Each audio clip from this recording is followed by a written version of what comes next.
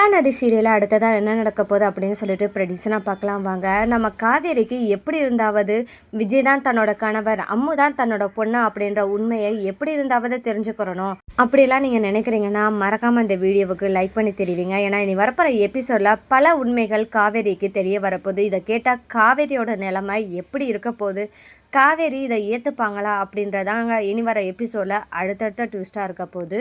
காவேரி தன்னோட கோபத்தை வார்த்தைகளால் விஜய் கிட்ட பேசிட்டாங்க. அது எப்படின்னு பார்த்தா, உங்கள் பொண்ணை வச்சு காரியம் சாதிக்கணும்னு நினைக்கிறீங்களா, என்ன சம்மதிக்க வச்சு எப்படி இருந்தாவது கல்யாணம் பண்ணிக்கணும்னு நினைக்கிறீங்களா, அதை கனவுல கூட நீங்கள் நினைக்காதீங்க அப்படின்னு சொல்லிட்டு சொல்கிறாங்க நம்ம காவேரி. இந்த மாதிரி காவேரி பேசுனதை கேட்ட விஜய்க்கு ரொம்பவே வருத்தமாக இருக்குது. இந்த பேச்சமும் தாங்க முடியலை. ஒரு குழந்தைய வச்சு இவளை நான் கல்யாணம் பண்ணிக்கணும்னு நினைக்கிறாளே அப்படின்னு சொல்கிறாளே, இது எப்படி மனசு வருது, இவ தெரியாமல் தான் பேசுகிறா, இருந்தாலும் எனக்கு கஷ்டமாக இருக்கே அப்படின்னு சொல்லிட்டு விஜய் எமோஷனல் ஆகி என்ன பேசுனானா, இங்கே பாருங்கள் காவேரி, என்னோட பொண்ணு தெரியாமல் உங்கள்கிட்ட பேசிட்டா, இனிமேல் என்னோட பொண்ணாலேயோ என்னாலேயோ உங்களுக்கு எந்தவித பிரச்சனையும் வராது, நீங்கள் யாரையும் கல்யாணம் பண்ணிக்கோங்க, இனி உங்கள் கல்யாண விஷயத்தில் நாங்கள் தலையிட மாட்டோம், என்னோட பொண்ணும் தலையிட மாட்டா அப்படின்னு சொல்லிட்டு நம்ம விஜய் வாக்குறுதி கொடுத்துறாங்க. இந்த வாக்குறுதினால் கொஞ்சம் கொஞ்சமாக விஜய் காவேரி விட்ட விலகணும் அப்படின்னு நினைக்கிறாரு. இதனால் அம்மாவை காவேரி கிட்ட அனுப்பக்கூடாது, ஸ்கூலுக்கும் அனுப்பாமல் இருந்தால் தான் காவேரி கிட்ட நெருங்கி பழகுறத அம்மாவால் குறைக்கவும் முடியும், அம்மாவுக்கும் காவேரி நினைப்பு வராமல் இருக்கும் அப்படின்னு சொல்லிட்டு நம்ம விஜய் நினைக்கிறாரு. இதனால் அம்மாவை ஸ்கூலுக்கு அனுப்பாமல் இருக்காரு விஜய். இந்த இடத்துல தான் அம்மு காவேரியை மிஸ் பண்ணுறாங்க. காவேரியும் என்ன பண்ணுறாங்கன்னா, அம்மா ஸ்கூலுக்கு வராமல் இருக்காளே, நம்ம கடுமையாக விஜய்கிட்ட பேசுனதுனால தான் இப்போ அம்மாவையும் நம்மளையும் பிரிக்க நினைக்கிறாரோ அப்படின்னு சொல்லிட்டு நினைக்கிறாங்க காவேரி. இந்த இடத்துல நம்ம அம்முவை பார்க்காம நம்மளால் இருக்க முடியலையே, நமக்கும் அம்முவுக்கு ஏதோ ஒரு தொடர்பு இருக்கோ அப்படின்னு சொல்லிட்டு ஃபீல் பண்ண ஆரம்பிக்கிறாங்க நம்ம காவேரி. இந்த இடத்துலையும் இன்னொரு நிகழ்வு நடக்குது. ஸ்கூலுக்கு போகாமல் எப்படி இருந்தாவது நம்ம காவேரி மிஸ்ஸையும் பார்க்காம நம்மளால் இருக்க முடியாதுன்னு சொல்லிட்டு அம்மு என்ன சொல்கிறாங்கன்னா, விஜய் கிட்ட போய், அப்பா நான் ஸ்கூலுக்கு போகிறேனே, காவேரி மிஸ்ஸை பார்க்கணுன்னு ஆசையாக இருக்குது அப்படின்னு சொல்லிட்டு நம்ம அம்மு கேட்குறாங்க. விஜயும் அம்மு கிட்ட சொல்கிறாங்க, அப்பா உன்னை ஸ்கூலுக்கு அனுப்பும்போது கண்டிப்பாக அனுப்ப வேண்டாம், அது வரைய கொஞ்சம் பொறுமையாக இரு அப்படின்னு சொல்லிட்டு சமாதானமாக பேசுகிறாரு விஜய். சரிங்கப்பா அப்படின்னு சொல்லிட்டு அம்மாவும் அமைதியாக போயிடறாங்க. இந்த மாதிரி இருக்கிற நிலமையில தான் விஜயோட தாத்தா விஜய்கிட்ட பேசுகிறாரு. என்னடா விஜய், என்னடா முடிவெடுத்திருக்க, அம்மாவை ஸ்கூலுக்கு அனுப்பலாம்ல அப்படின்னு சொல்லி கேட்குறாரு. காவேரி விஷயத்தில் எதுவும் நீ முடிவெடுத்திருக்கியா அப்படின்னு கேட்குறாரு நம்ம தாத்தா. அப்போ தான் விஜய் சொல்கிறாரு, ஆமாம் தாத்தா, இனிமேல் நான் காவேரி விஷயத்தில் தலையிடக்கூடாது அப்படின்னு முடிவோடு இருக்கேன்.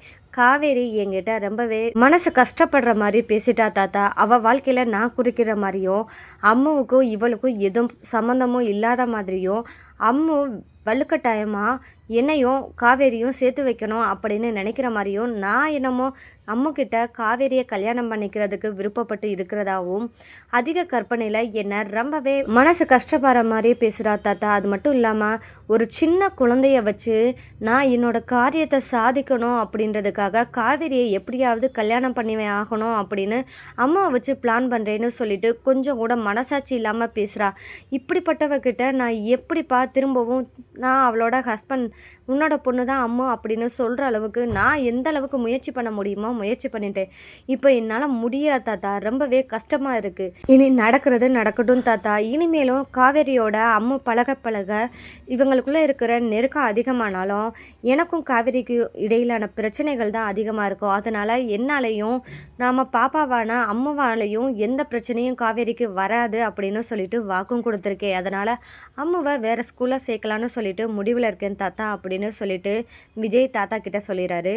தாத்தா இப்போ ரொம்பவே ஃபீல் பண்ணுறாரு. ஏதாவது ஒரு சுச்சுவேஷன் விஜயும் காவேரியும் சேர மாட்டாங்களா அப்படின்னு சொல்லி எதிர்பார்த்து காத்துட்டு இருந்தோம். ஆனால் அம்மாவாலையாவது முடியுமா அப்படின்னு சொல்லி தான் ஏதாவது நடக்கும்னு பார்த்தா இப்போது விஜய் இப்படி ஒரு சூழ்நிலைக்கு வந்துட்டானே அப்படின்னு சொல்லிட்டு ரொம்பவே ஃபீல் பண்ணுறாரு தாத்தா. இந்த மாதிரி தாத்தா கிட்ட பதில் சொன்னதுக்கப்புறம் விஜய் என்ன பண்ணுறாருன்னா ரொம்பவே ஃபீல் பண்ணுறாரு காவேரி நினச்சி. இதனால் காவேரிக்கும் தனக்கும் கல்யாணம் நடந்த பழைய ஃபோட்டோங்களையே பார்த்துக்கிட்டு ரொம்பவே அழுது ஃபீல் பண்ணிக்கிட்டு இருக்காரு. இதை பார்க்குறாங்க நம்ம அம்மா. என்னது நம்மளுக்கு தெரியாமல் அப்பா எதையோ பார்த்துக்கிட்டு இருக்காரு அப்படின்னு சொல்லிட்டு நினைக்கிறாரு. அப்போ அம்மா வந்ததை பார்த்த விஜய் என்ன பண்ணுறாருனா அந்த ஃபோட்டோவை மறைச்சி வைக்கிறாரு. அதை அம்மா கவனிச்சிடுறாங்க. அப்போ அப்பா இல்லாத நேரம் தான் நம்ம அது என்னன்னு பார்க்கணும் அப்படின்னு சொல்லிட்டு அம்மா நினைக்கிறாங்க. அப்போ அம்மா என்ன பண்ணுறாங்கன்னா விஜய் குளிக்க போகிற நேரமாக பார்த்து அங்கே ஃபோட்டோவை தேடுறதுக்கு மேலே பீரோல் மேலே ஏறிடுறாங்க. அம்மு செல்ஃபில் ஏறி அதை என்னென்னு பார்க்குறதுக்கு முயற்சி பண்ணும்போது தான் நம்ம விஜய் பார்த்துறாரு. பார்த்ததுமே அம்மா எதை தேட போகிறா அப்படின்னு கூட கவனிக்காமல் அவள் கீழே விழுந்துருவாளோ அப்படின்னு சொல்லிட்டு சுதாரிச்சு அம்மு கீழே இறங்க விழுந்துருவா அப்படின்னு சொல்லிட்டு அம்முவை கீழே இறக்கி விட்டுறாரு. ஆனால் நம்ம அம்மு கொஞ்சம் யோசனையாகவே இருக்காங்க. அப்பா நம்மக்கிட்ட எதையோ மறைக்கிறாங்க அப்படின்னு சொல்லிட்டு திரும்பவும் அதுக்கான முயற்சியில் ஈடுபட்டு அந்த ஃபோட்டோவை கையில் எடுத்துடுறாங்க. நம்ம அம்மு அந்த இடத்துல தான் தன்னோட அப்பாவையும் அம்மாவையும் கல்யாண கோலத்தில் பார்க்குறாங்க அம்மு. அப்போ தான் தன்னோட அம்மா வேறு யாரும் இல்லை, காவேரி மிஸ்ஸு தான் அப்படின்னு தெரிய வருது நம்ம அம்முவுக்கு. அப்போ தான் அம்மு நினைக்கிறாங்க, இதை பற்றி நம்ம அப்பா கிட்ட கேட்டால் கண்டிப்பாக உண்மையே சொல்ல மாட்டார், இந்த ஃபோட்டோவை நம்ம போய் காவேரி மிஸ்ஸுக்கிட்ட காமிப்போம் அப்படின்னு சொல்லிட்டு நம்ம அம்மு நினைக்கிறாங்க. அதனால நேராக காவேரி மிஸ்ஸை பார்க்கணும் அப்படின்னு காவேரி மிஸ் வீட்டுக்கு நான் கண்டிப்பாக போகணும் அப்பா அப்படின்னு சொல்லிட்டு விஜய் கிட்ட அடம் பிடிக்கிறாங்க நம்ம அம்மு. அந்த இடத்துல விஜய் வேறு வழி இல்லாமல் அம்முவை கூப்பிட்டுட்டு காவேரி வீட்டுக்கு கூட்டிகிட்டு போகிறாங்க. இந்த இடத்துல தான் நம்ம அம்மு வந்ததை பார்த்ததுமே ரொம்பவே சந்தோஷப்படுறாங்க நம்ம காவேரி. ஏன்னு பார்த்தா காவேரி இப்போது இது நாள் வரைக்கும் ஸ்கூலுக்கு வராத அம்முவை நினச்சி ரொம்பவே ஃபீல் பண்ணிக்கிட்டு இருக்காங்க. அம்முவை ஒரு நாள் கூட பார்க்காம இருக்க முடியாது அப்படின்ற நிலைமைக்கு நம்ம காவேரி வந்துடுறாங்க. அப்போ நம்ம வீட்டுக்கு வந்த அம்முவை பார்த்ததுமே காவேரிக்கு ரொம்ப சந்தோஷம். உன்னை பார்க்காம என்னால் இருக்க முடியல அம்மு அப்படின்னு சொல்லிட்டு ரொம்பவே கொஞ்சுறாங்க, முத்தமும் கொடுக்குறாங்க. அப்போ தான் அம்மு ஒரு ஃபோட்டோவை காமிக்கிறாங்க காவேரி கிட்ட. காவேரியும் அந்த ஃபோட்டோவை வாங்கி பார்க்குறாங்க. அப்போது காவேரியும் விஜயும் கல்யாணமான ஃபோட்டோவாக இருக்கே அப்படின்னு சொல்லிட்டு காவேரி இது என்ன நானா அப்படின்னு சொல்லி யோசிக்கிறாங்க. அப்போ இந்த பாரு, இப்போ விஜய் எப்போவுமே திருந்த மாட்டாங்க. இங்கே பாரு, அம்மாக்கிட்ட எந்த மாதிரியான வேலையை பார்த்து ஃபோட்டோவை கொடுத்து விட்ருக்காங்கன்னு பார்த்துருக்கீங்களான்னு சொல்லிட்டு தன்னோட அம்மாவான சாரதா கிட்ட ரொம்பவே கோவப்படுறாங்க. பாருங்கம்மா, இப்படி தான் பண்ணுவாங்களா? குழந்தைய வச்சு நான் எதுவுமே பண்ண மாட்டேன்னு சொன்ன விஜய் எந்த மாதிரியான வேலையை பார்த்துருக்காங்க பாருங்கள். என்னோட கல்யாண ஃபோட்டோ மாதிரி ஒன்றை ரெடி பண்ணி இங்கே வந்து அம்முக்கிட்ட கொடுத்துருக்காங்க. இப்படி இருந்தால் என்ன பண்ணுறது, நான் போய் வச்சுக்கிறேன் அப்படின்னு சொல்லிட்டு காவேரி கோவத்தோட கிளம்பி போகிறாங்க. அப்பவும் காவேரியை எப்படி இருந்தாவது தடுத்தே ஆகணும் அப்படின்னு சொல்லிட்டு சாரதாவும் கங்காவும் முயற்சி பண்ணுறாங்க. ஆனால் காவேரி கொஞ்சம் கூட பொறுமை இல்லாமல் கோவத்தோடு இருந்து கிளம்புறாங்க விஜயை பார்க்க. அந்த தருணத்தில் என்ன தான் செஞ்சாலும் இவளை தடுக்க முடியாதே அப்படின்னு சொல்லிட்டு ரொம்பவே புலம்பி தவிக்கிறாங்க சாரதா.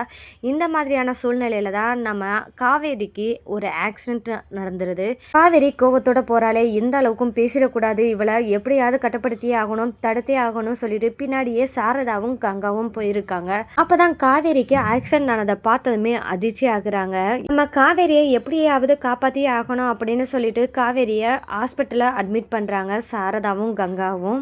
சாரதாவும் என்ன நினைக்கிறாங்க அப்படின்னு பார்த்தா, காவேரிக்கு ஆக்சிடென்ட் ஆனதை கண்டிப்பாக விஜய்கிட்ட சொல்லியே ஆகணும் அப்படின்னு சொல்லிட்டு சாரதா விஜய்கிட்ட ஃபோன் பண்ணி சொல்கிறாங்க, இந்த மாதிரி காவேரிக்கு ஆக்சிடென்ட் ஆயிடுச்சு அப்படின்னு சொல்லிட்டு நடந்த உண்மையெல்லாம் சொல்கிறாங்க. அப்போ விஜய் பதறி அடித்து ஹாஸ்பிட்டலில் வந்து பார்க்க வராங்க நம்ம காவேரியை. அந்த இடத்துல என்ன மாதிரியான நிகழ்வு நடக்க போகுது, காவேரிக்கு திரும்ப பழைய நினைவுகள் வருமா அப்படின்றது தாங்க இனி வரப்போகிற எபிசோடாக ட்விஸ்ட்டாக இருக்க போகுது. இந்த மாதிரியான சுவாரஸ்யமான நிகழ்வெல்லாம் நீங்கள் தெரிஞ்சுக்கணும்னா மறக்காமல் நம்ம சேனலை சப்போர்ட் பண்ணி ஆதரவு தெரிவிங்க. மீண்டும் சந்திப்போம்.